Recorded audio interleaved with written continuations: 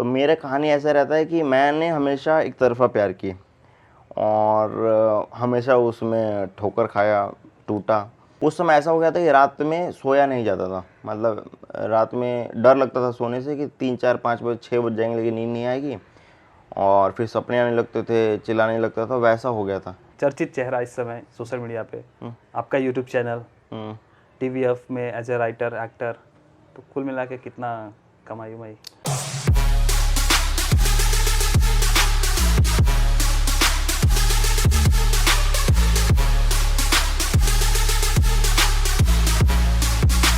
नमस्ते दोस्तों, स्वागत है आपका एक और शानदार इंटरव्यू में। और आज हमारे साथ है टीवीएफ के पॉपुलर कैरेक्टर ईमानदार शर्मा जी। स्वागत है सर हमारे चैनल पर। अरे भाई, थैंक यू यार बुलाने के लिए। तो जब आपने ईमानदार शर्मा का जो कैरेक्टर आपने सोचा था, आपने सोचा था कि किसी और ने सोचा था? मतलब साथ में ही सोच रहे थे। साथ में सोच रहे थे, साथ तो जब पॉपुलर हुआ तो आपको मतलब ऐसा लगा था कि पहले से आपको लगा था कि सतीश आएगा इंटरव्यू करने आपका? नहीं, पहले मैं तुम्हारा वीडियो देखता था। अच्छा। फिर मैंने कहा कि क्या ऐसा बनाया जाए कि ये भी मुझे बुलाए, क्योंकि पैसा तो हम बना नहीं पा रहे थे, तो क्या बनाए, तो कैरेक्टर बना दिए। तो इस तरीके से हमारी, मतलब आपको कहीं ना कहीं लगा था कि मैं आऊँगा इंटरव्यू करने? हाँ, उम्मीद तो था, क्योंकि हम तुमको बहुत पहले से फॉलो करते थे। और मुंबई में आने के बाद एक और बात मैं बता दूं कि दोनों लोग, जो नाम है दोनों का नाम सेम है, हम नाम। तो सबसे पहले तो सर मैं जानना चाहूँगा कि आपकी स्टोरी क्या रही, मतलब आप गांव से मुंबई आने का सफ़र, और टीवीएफ में कैसे आपने अपने आप को, बताइए कुछ। तो यार, गांव से मुंबई वाया पटना वाया दिल्ली ऐसे आए हम, और वो ट्रेन भी लिया बहुत टाइम, कम से कम 6 साल ले लिया। तो पहले पटना में पढ़ने निकले गांव से, सबसे पहला जो गांव से निकलने का वो रहा। +2 किया पटना में। फिर उस समय पता तो चल गया था कि यार कुछ ऐसा कुछ करना है जिसमें बॉलीवुड के नज़दीक जा सके या मुंबई के नज़दीक जा सके। तो उस समय सपना क्या देखते थे कि IIT मुंबई में चले जाएंगे, समझ रहा ना, तो बॉलीवुड के करीब हो जाएंगे। तो IIT का मेन मकसद ही उस समय ये हो गया था कि बॉलीवुड में जा सकें। फिर जब लगा कि यार IIT तो नहीं हो पाएगा, क्योंकि पढ़ भी तो नहीं रहे थे, तो लगा कि अब क्या, तो फिर सोचा कि और भी कॉलेजेस हैं जैसे DY पाटिल वगैरह, तो इधर भी जा सकें तो मुंबई के करीब हो जाएंगे। तो वो नहीं हुआ। फिर हरियाणा में, यानी फरीदाबाद में, दिल्ली NCR में कॉलेज है, उस हरियाणा का गवर्नमेंट कॉलेज है, अच्छा कॉलेज है, YMCA फरीदाबाद, उसमें एडमिशन लिया। 2012 से 16 का बैच था। तो वहाँ पे ऐसे ही पढ़ाई तो क्या ही कर रहा था मैं, कुछ सीख रहा था, फिल्म मेकिंग वगैरह, वीडियोस बनाना, अपना चैनल भी स्टार्ट किया। कहीं ना कहीं दिमाग में था कि फिल्म मेकिंग या फिर मूवीज़ में जाना? हाँ, उस समय तो मैं रात में यही सोचता था कि फिल्म फेयर के स्टेज पे क्या बोलना है, रोज़ रात में अपना स्पीच, मैं यही सोच रहा होता था। तो आप बिल गेट्स से ज़्यादा प्रभावित हैं कि टीवीएफ के फाउंडर हमारे अरुण अफसर से? जाहिर सी बात है, अरुण अफसर हम लोग के लिए, तुम्हारे लिए भी, और फिर जो भी जितने भी कंटेंट क्रिएटर्स हैं उनके लिए एक भगवान का दर्जा है उनका। हमारे लैपटॉप में आज तक उनका भी थंबनेल है, थंबनेल नहीं मतलब वॉलपेपर। तो ऐसा भी कुछ कनेक्शन रहा कि वो भी बिहार से बिलोंग करते हैं, तो आपने सोचा कि चलो भाई भाई हो जाएंगे तो टीवीएफ में अपने को एंट्री जल्दी मिल जाएगी? नहीं, ऐसा नहीं यार। मैं जब सेकेंड ईयर में था ना, तो मेरे को एक बंदे ने बताया कि यार टीवीएफ का चैनल देखो। जब टीवीएफ हमने देखना शुरू किया ना, तो एक ही वीडियो देख के पता चल गया कि क्या चीज़ देख ली यार हमने। तो वो जितनी भी वीडियोस देखी, अब ट्रिप करने वाली चीज़ हो गई कि उसके बारे में रोज़ बात कर रहे हैं, इंटरव्यूज़ देख रहे हैं, पढ़ रहे हैं। फिर लगा कि यार टीवीएफ दिमाग में रहता था, और लगा कि टीवीएफ में या तो जाना है या टीवीएफ जैसा कुछ बनाना है। तो एक चैनल बनाया बैक बेंचो करके, वो कॉलेज में ही अपने ही तरीके से बनाया। तो एक दोस्त था, उसका कैमरा ले लिया, किसी के लैपटॉप पे एडिट करवा लिया, कर लिया, इस तरीके से उसमें 4 वीडियोस आए। लेकिन जब मैंने 2-3 महीने उस पर काम किया, फिर 3-4 वीडियोस बनाए सेकेंड ईयर थर्ड ईयर में, तो फिर मेरे को लगने लगा नहीं यार, मैं ये सब यूट्यूब वीडियो बनाना लेकिन नहीं पैदा हूँ, मैं फिल्म बनाऊँगा। क्या बात है। तो क्या बात नहीं है, वो गलत तरीका था सोचने का। नहीं, लेकिन होना चाहिए एम हाई। हाँ, मतलब अभी भी वही है, मतलब जाना तो फिल्मों में ही है, फिल्म बनाना है, कुछ लिखना है। लेकिन वो अब ये पता चल गया है कि वो रास्ते किन किन रास्तों से होके गुजर के मतलब वहाँ पे निकलना होगा। तो पहले जो मेरा था ना डिसीजन कि नहीं यार मैं यूट्यूब चैनल नहीं चलाऊंगा, तो मैंने बंद कर दिया है उस पर काम करना। मेरे को छोटा लगने लगा ये सब, कि मैं फीचर फिल्म लिखने लगा, अपना फिल्म मेकिंग का सीखने लगा। फिर उन दिनों 2015-16 में बाकी यूट्यूबर्स, सिंगल यूट्यूबर्स बढ़ने लगे, जियो की क्रांति भी आई, उसमें सब लोग निकल लिए, आगे बढ़ गए। तो पछतावा होने लगा कि अगर मैं कर रहा होता भी तो कुछ हो जाता। तो वो दोस्तों में वो जो बकैती होती है और जो चीज़ें सोचते हैं, वो तो लगता था कि यार अभी भी मैं बनाऊंगा तो कुछ तो ठीक ठाक आ जाएगा, लेकिन वैसा नहीं हुआ। एक दो बार और बनाया कुल मिलाकर भी कैरेक्टर में है भाई। वो चैनल भी नहीं, मतलब 3-4 चैनल ऐसे बंद कर दिए। तो क्या हुआ 2016 के बाद 2016-15 में ना मेरा एक इंटरव्यू शेड्यूल हो गया था। टीवीएफ का एक नया ऑफिस खुल रहा था टाइमलाइनर्स नाम से दिल्ली में, और इंटरव्यू जिस दिन था उस दिन मेरा एग्ज़ाम था। अब देखो इतना बड़ा रिस्क था वो, क्योंकि मैं वैसा हो गया था ब्लैकमेल टाइप, मैं वो कर भी नहीं पा रहा था। भाई ने भी बोला कि भाई एग्ज़ाम तो देना ही होगा, और वैसे भी तुम एक मिडिल क्लास फैमिली, जो तुमको लोन लेके पढ़ रहे हो तो तुम एग्ज़ाम तो नहीं छोड़ सकते हो ना। बिल्कुल। तो मैंने इंटरव्यू का बोला कि कभी और ले लेंगे क्या, तो उन्होंने बोला हाँ लेंगे। तो मैंने एग्ज़ाम दिया, फिर मैंने बोला कब लेंगे, तो बोले नहीं हमने ले लिया जिसको लेना था। तो फिर वैसे हो नहीं पाया। फिर मैंने सोचा कि आईटी कंपनी में अब जॉब लग गई, इतना तो काम नहीं पढ़ता नहीं था मैं, लेकिन फिर भी इतना तो पढ़ता ही था कि 2 दिन 3 दिन पढ़ के कोई कंपनी का प्लेसमेंट क्रैक कर लिया। तो एक कंपनी का प्लेसमेंट क्रैक कर लिया, फिर उसमें नौकरी करने लगा, लेकिन लॉन्ग टर्म प्लान नहीं था कि उसमें नौकरी करूँगा। एज ए क्वालिटी एनालिस्ट मैं टेस्टर था उसमें। तब तक मैं कुछ ना कुछ साइड बाय साइड लिखता था और वीडियोस बनाने की कोशिश करता था, है ना। एक स्टैंड अप कॉमेडी का वीडियो बना के डाला, वो थोड़ा सा वायरल भी हुआ, लेकिन उसे टेक डाउन करना पड़ा, एक कॉपीराइट स्ट्राइक आ गया। फिर मैंने सोचा कि मुंबई चलते हैं, बहुत हो गया। 2017 अप्रैल में, तो उस बार मैं मुंबई आया, अपने एक दोस्त को बोला कि तुमको भी मुंबई जाना, तुमको पता नहीं है लेकिन तुम्हारा पैशन मुंबई ही है। तो उसने बोला अच्छा, हाँ तुम नौकरी से रिजाइन करो। उसने रिजाइन भी कर दिया। और आपने कर दिया था रिजाइन? मैंने रिजाइन नहीं किया था। मैंने रिजाइन नहीं किया था क्योंकि मैं ये सब, मुझे मालूम था 1 महीने नहीं आऊँगा, मेरे को कोई फ़र्क ही नहीं पड़ता था। मैं इतना उससे कटा हुआ था ना कि रिजाइनेशन लेटर टाइप करने का मैंने सोचा भी नहीं। मैंने कहा छोड़ दूंगा, 1 महीने में अपने आप पता चल जाएगा, ब्लॉक कर देंगे जो भी है इनका, है ना, सैलरी आना बंद हो जाएगा वो सब। तो मैं मुंबई आया, मुंबई में 20 दिन तक ऐसे ही भटकते रहे। फिर हम ना टूट गए बहुत ज़्यादा। अच्छा। क्योंकि रोज़ बाहर निकलना, रोज़ पता नहीं कहाँ जाना है, क्यों जाना है, और वो तो ज़्यादा ही अपनी अच्छी लाइफ सोच के। मुंबई जब आप आए थे तो आपने किसी से कांटेक्ट नहीं किया था कि मैं आ रहा हूँ? नहीं यार, एक दोस्त का दोस्त था, उसने अपने घर पे रखा था नेरुल में, नहीं पनवेल में। तो पनवेल में करंजादे नाम की जगह, वहाँ पे था मैं। और वो फिर भी मैंने क्राइम पेट्रोल में एडी की जॉब पा ली थी, मैंने मेहनत कर कर किसी तरीके से लग के। लेकिन यार फिर ऐसा हुआ कि मेरे पापा ने मुझे फ़ोन किया और बोला कि इमोशनली ब्लैकमेल कर लिया कि तुमको ये सब नहीं करना चाहिए, तुमको इतना पढ़ाया लिखा है ये वो। और मैं भी थोड़ा सा ऐसा लगने लगा कि यार जो नौकरी में छोड़ के आया हूँ वही तो कर रहा हूँ क्राइम पेट्रोल में भी। वहाँ पे भी एडी वाला वैसा ही काम था, रोज़ कंप्यूटर पर कि ये बनाओ वो बनाओ। तो फिर मैंने कहा कि ज़्यादा दिन भी नहीं हुए थे वहाँ पे, मैंने कहा मैं दिल्ली में जाके फिर से अपना काम करूँगा, कुछ लिखूँगा, कुछ बनाऊँगा। तो वहीं कंपनी में जाके वापस ज्वाइन किया मैंने, क्योंकि रिज़ाइन तो किया नहीं था मैंने, उसने रिज़ाइन कर दिया था बेचारे ने। अच्छा। इसका क्या होगा? वो अभी टीचर है, और वो बीच बीच में कॉल करता है कि थैंक यू भाई, मैं अभी तक फंसा रहता उसमें। टीवीएफ का फ़ैन हूँ, उसके लिए ये मालूम होगा कि टीवीएफ का ड्रीम करके फिर टीवीएफ में काम करना, वो हमेशा लगता है कि ड्रीम मोमेंट ही है, फ़ैन मोमेंट में ही जी रहे होते हैं। तो खैर 2018 तक, मैं 2018 के जनवरी में मैंने नौकरी छोड़ दिया और मैंने बोला कि अब कुछ करता हूँ। तो एक क्रिएटिव जॉब थी, क्रिएटिव डायरेक्टर की, जस्ट प्ले ऐप नाम से शुरू हुआ था। जैसे आजकल ऐप्स होते हैं ना, लोको हो गया, है ना, ये सब जिसमें जवाब देना होता है, एंकर बोल रहा होता, तो वो सेटअप था। उसमें मैं क्रिएटिव डायरेक्टर था, एंकर भी था, है ना। तो वो मैंने 4-5 महीने किया, लेकिन वो कंपनी बंद हो गई। तो मेरे पास कोई सोचता ही नहीं था। मैं उधर से भी छोड़ा तो मैंने रिज़ाइन नहीं किया था, उस बार भी ऐसा ही किया।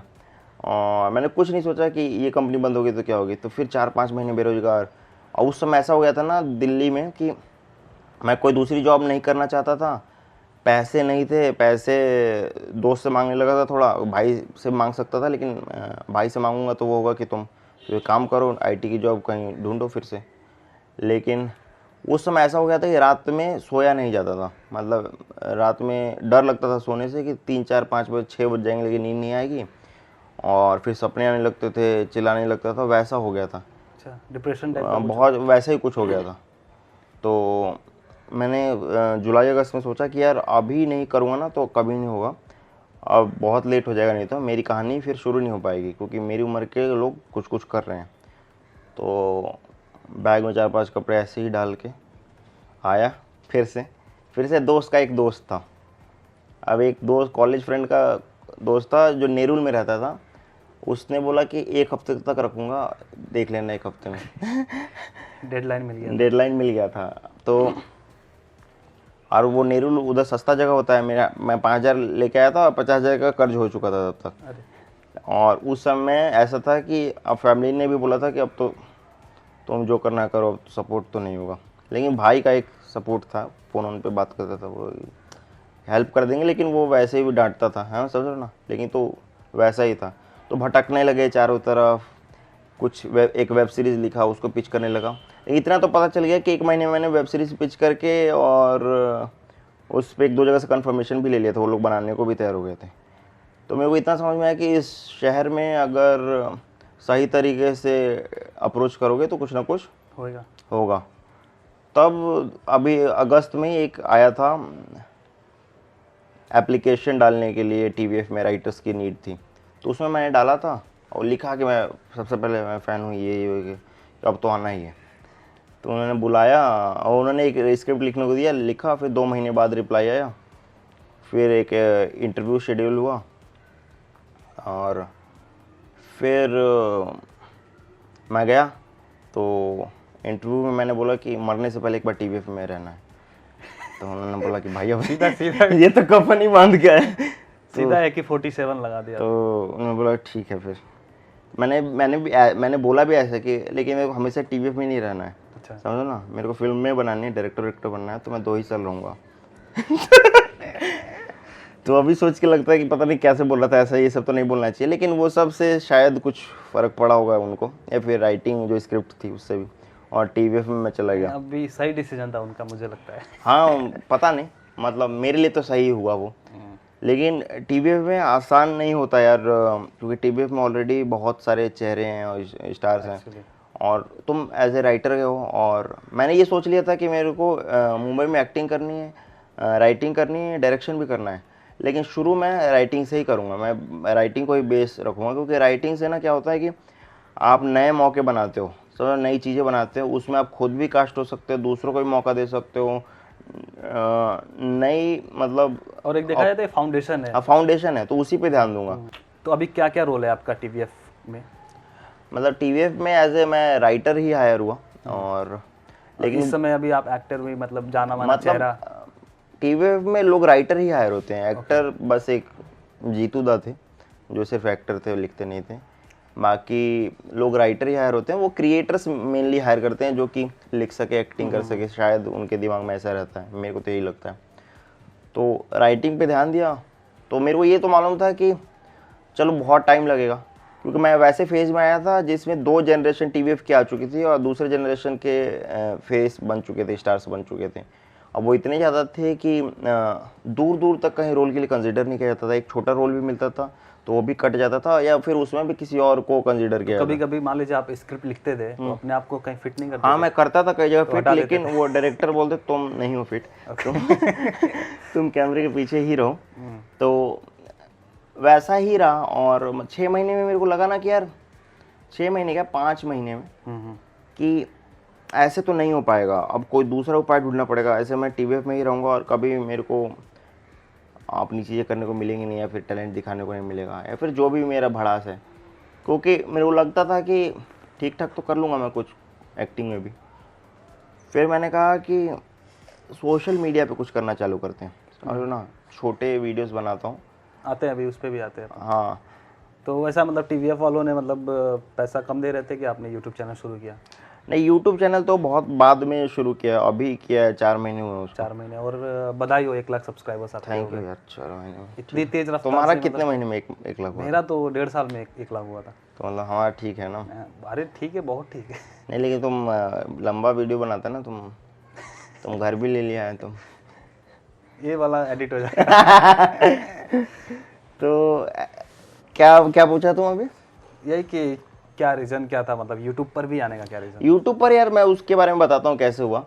तो अप्रैल में छोटी वीडियोस मैंने बनानी शुरू की, तो वो अपने इंस्टाग्राम पे भी डालता था और टीवीएफ के इंस्टाग्राम और फेसबुक से भी जाता था वो।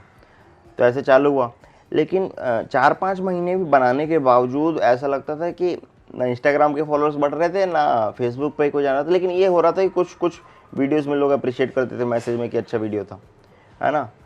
तो लेकिन वो ऐसा कुछ हो नहीं रहा था, समझ रहे हो ना। फील नहीं आ रहा था। फील मतलब वो ब्रेक थ्रू जैसा कुछ नहीं मिल रहा था कि मतलब लोगों का होता है ना, बनाते बनाते जैसे रिस्पॉन्स आने लगता है। फिल्टर कॉपी का विराज गिलानी है। अच्छा। तो वो एक सोशल मीडिया पे कुछ कर रहा था, जो कि मैंने इंस्पिरेशन लिया कि मैं भी यहाँ से एक पैरेलल स्पेस बना सकता हूँ ब्रेक इन करने के लिए एक्टिंग वगैरह में। तो 1-2 कैरेक्टर्स पे जैसे मोटिवेशन महेश्वरी बनाया, उस पे थोड़ा सा लोगों का अच्छा फीडबैक आया। अगर आपको याद हो तो मैंने मैसेज किया था कि भैया इस पे बनाइए मोटिवेशनल, ईमानदार मोटिवेशनल स्पीकर के ऊपर। हाँ हाँ हाँ और एक और बोला था कि ईमानदार पॉलिटिशियन के ऊपर बनाइए। हाँ, तो बनाया ना, ईमानदार पॉलिटिशियन तो बनाया ना। बनाया और मोटिवेशन वाला भी बनाया। तो मुझे लगा कि भाई मेरा मैसेज पढ़ लिया क्या। हो सकता है तुम्हारे मैसेज से आया हो, मतलब कहीं ना कहीं दिमाग में मुझे ऐसे बहुत मैसेज आते हैं, दिमाग में भी रहता है, तो हो सकता है। थैंक यू, क्रेडिट लेके ही मानेगा तुम, लेकिन है ना। तो पता कैसे चलेगा कि मैं काफ़ी टाइम से आपको फॉलो कर रहा था? कब से कर रहा है? मतलब ये इंटरव्यू के लिए मैं 6 महीने से फॉलो कर रहा था। अच्छा, बोला तो तुम कल है। तो क्या हुआ ना कि जो मेन कैरेक्टर ईमानदार शर्मा की बात करें तो वो अगस्त में 15 अगस्त के दिन, 14 अगस्त को एक दिन पहले हम सोच रहे थे 15 अगस्त पे क्या डालें। मैं और अभिषेक सिंह मेरा दोस्त है, हम साथ में ही ऐसे सोशल मीडिया वीडियोस लिखते हैं और बनाते हैं। वो ईमानदार वाला पूरा सीरीज साथ में लिखा? हाँ, साथ में लिखा और बनाया। वो कैमरे के पीछे रहता है एज ए डायरेक्टर, लेकिन बराबर उसका भी योगदान है। तो हम लोग सोच रहे थे कि क्या बनाएं, तो अभिषेक ने बोला कि यार एक सेल्फी वीडियो बनाते हैं, समझ रहे हो ना, कि ऑनेस्ट देशभक्त टाइप, समझ रहे हो। तो उस पर क्रैक किया और 5 जोक्स लिखे और 1 मिनट के अंदर एक बन गया। तो बनाया मैंने और वो डाल भी दिया गया। उसका रिस्पॉन्स ठीक रहा, लेकिन उस समय नाम वाम कुछ नहीं था सर ना, मैंडेटरी इंडिपेंडेंस डे पोस्ट करके। फिर लेकिन ये तय हुआ कि यार ऑनेस्ट देशभक्त था, तो अब कुछ वैसा ही बनाना है। तो एक वर्क फ्रॉम होम पे उस समय कुछ सूझा, तो एक ऑनेस्ट वर्क फ्रॉम होम बनाना है। फिर मैंने कहा कि ऑनेस्ट तो यार EIB वगैरह करते हैं, हम ईमानदार लिखते हैं, तो ईमानदार वर्क फ्रॉम होम हो गया। फिर तीसरा ईमानदार बर्थडे का लिखा, तो अब मैंने सोचा कि नहीं, इसको चश्मा पहनना ज़रूरी है और ये ऐसे बात करेगा। तब तक क्रैक हो रहा था, तो उसमें नाम नहीं बोलता था मैं। तो मैंने तीसरा वीडियो जब ईमानदार बर्थडे का ना, तो मैंने बोला सोशल मीडिया मैनेजर को कि यार इसका नाम रखना ईमानदार कुमार, कि लिख देना ईमानदार कुमार इज़ बैक। तो वो भूल गया और जाके एक दिन बाद पोस्ट किया तो ईमानदार शर्मा लिख दिया वो। तो उसने सर ने बोल गया, तो मैंने कहा यार ईमानदार शर्मा लिख दिया। तो फिर अगले वीडियो से मैंने ईमानदार शर्मा बोलना चालू किया। फिर 5वां जो वीडियो आया ना, ईमानदार बॉयफ्रेंड, वो पता नहीं कैसे टिकटॉक वगैरह दूसरे इंस्टाग्राम फेसबुक पे नज़र आने लगा। वो वायरल हो गया क्योंकि उसमें यूथ का सारा था कि मैं अपने दोस्त के बॉयफ्रेंड से जलता वलता नहीं हूँ, बस उसके गोली मार देना चाहता हूँ। तो ऐसे ऑनलाइनर साथ थे और सातों अच्छे लग रहे थे, तो वो हिट हो गया। तो मैंने मौका समझ लिया कि अब नहीं तो कभी नहीं। मैंने सिर्फ उसके बाद ईमानदार शर्मा पे ही जैम करना शुरू किया सोशल मीडिया में, बाकी राइटिंग चल रही थी। अभी मैं आपको कुछ मैं दिखाना चाहूँगा। मेरे मतलब और भी पहचान है लोगों से टीवीएफ में, तो मैंने आपके लिए सवाल मंगाए हैं विश्वा भैया से। तो वो सवाल कुछ ऐसे हैं। सतीश जो है वो सही में ईमानदार है, मतलब ऐसा नहीं है कि उसने कोई ईमानदार शर्मा का कैरेक्टर गढ़ा है, वो रियल में ईमानदार है। ऑफिस में भी जब कोई बात होती है तो वो ईमानदारी से ही जवाब देता है। लेकिन मेरा एक ईमानदारी से उससे एक सवाल है कि ये जो तुम इंस्टाग्राम फेसबुक पे फोटोज डालते हो, तो उसमें बड़ा ऐसा लगता है कि तुम दुखी हो, एलोन हो, और कोट्स भी कुछ वैसा ही रहता है तुम्हारा, किसी यूरोप की दुखद घटना की तरह नजर आते हो, दुखद कहानी की तरह दिखते हो। तो ये कहानी है क्या, असल में इसकी सच्चाई क्या है, इसका जवाब तुम दर्शकों को ईमानदारी से देना। मैं भी इंतजार करूंगा, ठीक है। पहले तो विश्वा भैया के लिए कुछ बोलिए। यार वीपी का मैं फ़ैन हो चुका था जब टीवीएफ में एंटर करने से पहले, क्योंकि मैंने उसे फेसबुक। ईमानदार शर्मा बोल रहे हैं कि सतीश जी बोल रहे नहीं मैं फ़ैन था। तो वो गाता भी अच्छा है और वो शुद्ध है, वो प्रिटेंड नहीं करता है, वो शुद्ध बिहारी है, समझ रहे हो ना। उससे बात करने पे लगता है वो शुद्ध बिहारी टैलेंट है, जो कभी कभी आँख बंद करके जो मैथमेटिक्स का सॉल्व नहीं कर देते हैं, वैसा इंटेलिजेंट बंदा है वो, और बहुत जेन्युइन बंदा है। तो सवाल गलत पूछा है। तो ऐसा था ना, क्या देखो इंस्टाग्राम पे मैंने तेरे को बताया, वो क्या हुआ फिर ईमानदार शर्मा वाला कैरेक्टर चलने लगा और फिर फॉलोअर्स आने लगे। लेकिन मैं जो इंस्टाग्राम तो मैं तो प्राइवेट करके रखता था अपना, और 300-400 फॉलोअर्स थे। तो मैं तो पहले बस शायरी ही डालता था, इधर देखूंगा और कुछ डाल दिया। तो मेरा कहानी ऐसा रहता है कि मैंने हमेशा एक तरफा प्यार किया और हमेशा उसमें ठोकर खाया, टूटा। अब पता नहीं मेरे मन में भी ऐसी कहानियाँ चलती है ना जिसमें एंड खराब ही होगा। तो रियल में ऐसा है कि नहीं, रियल में ऐसा है? रियल में ऐसा। तो अभी क्या रिस्पॉन्स है? अभी काफ़ी अच्छा रिस्पॉन्स है, लेकिन जो एक बंदा टूट चुका है वो तो टूट चुका है।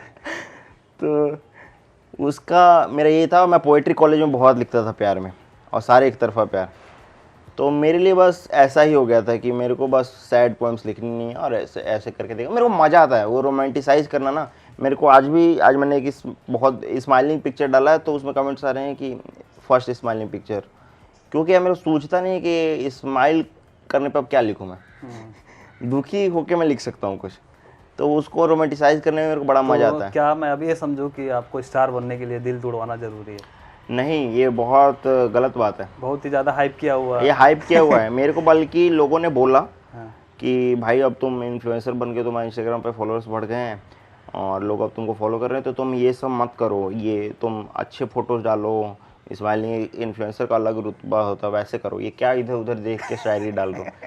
तो मैंने साफ बोला कि भाई अब मैं तो बदलने का नहीं हूँ, तो मैंने ऊपर लिख दिया, क्योंकि अब 10,000 लोग हो गए पहले, तो पूछने लगे, तो वो मैंने उनके फिर मैंने पब्लिक किया 10,000 के बाद, तो मैंने लिख दिया कि मेरी वीडियोस फनी हो सकती हैं, जरूर नहीं होंगी, मेरे जो कोट्स होंगे वो सैड होंगे, मेरी पोएम सैड होंगी। पहले फोटोज़ लिखा था मैंने, फोटो सैड होंगी, फिर लोगों ने बोला कि नहीं स्माइलिंग भी डाला करो, तो मैंने पोएम्स कर दिया, तो पोएम सैड होती। और वही होता है कि 2 वीडियोस एकदम फनी के बाद एक। तो और मेरे भी कुछ सवाल हैं जो आपको ईमानदारी से लेनी है, तो आई होप कि मुझे आंसर मिले, ठीक है। तो दिल आपने लड़कियों का तोड़ा कि लड़कियों ने आपका? दोनों है।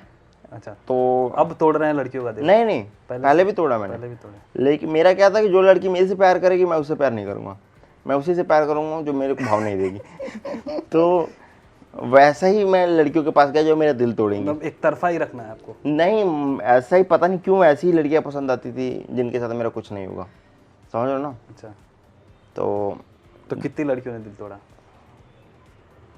5-6 होगा। अच्छा, बॉलीवुड या यूट्यूब? फिलहाल यूट्यूब, फिर बॉलीवुड।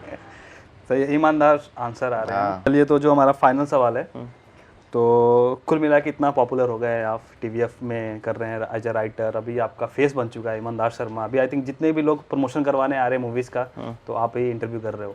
हाँ, वो शो बन गया ना, क्योंकि वो किस्मत से ही हुआ, सब हिट जा रहा है।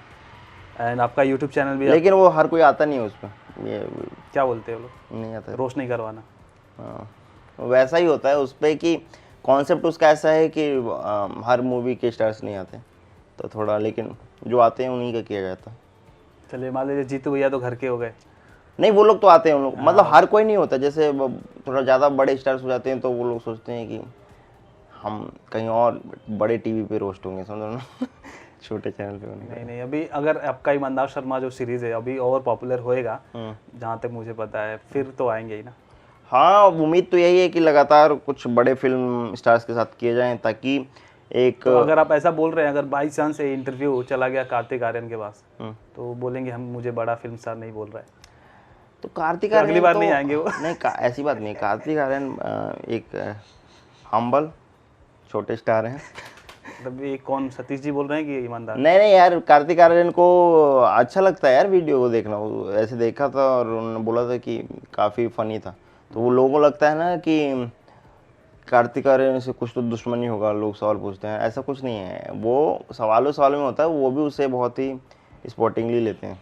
नहीं, अच्छा लगता है वो तो, काफ़ी सही रहता है। मेरा सवाल ये था कि मान लीजिए इतने पॉपुलर हो गए, ईमानदार शर्मा काफ़ी चर्चित चेहरा इस समय सोशल मीडिया पे, आपका यूट्यूब चैनल, TVF में एज ए राइटर एक्टर, तो कुल मिला के कितना कमाई उमाई?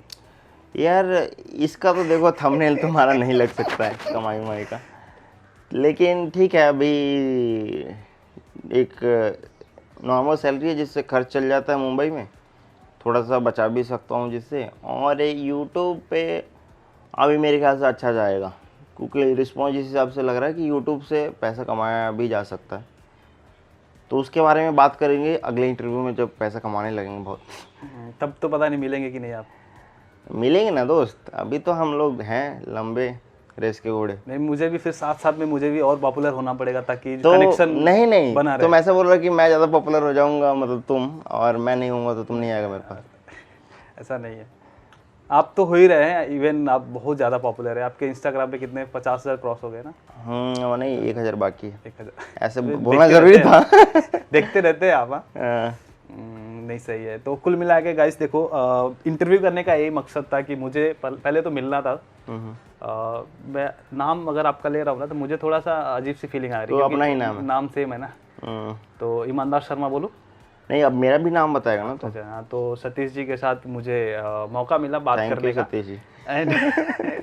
एंड इस इंटरव्यू में मुझे ये दिखाना था कि भाई साहब देखो, स्ट्रगल करते रहना चाहिए, ऐसा नहीं कि ज़िंदगी भर सक्सेस मिलता है। एंड जीता जागता एग्जांपल हमारे पास, एंड काफ़ी इंस्पिरेशन मिली मुझे इनके स्टोरी से। इवन आप लोग भी काफ़ी इंस्पायर हुए रहोगे।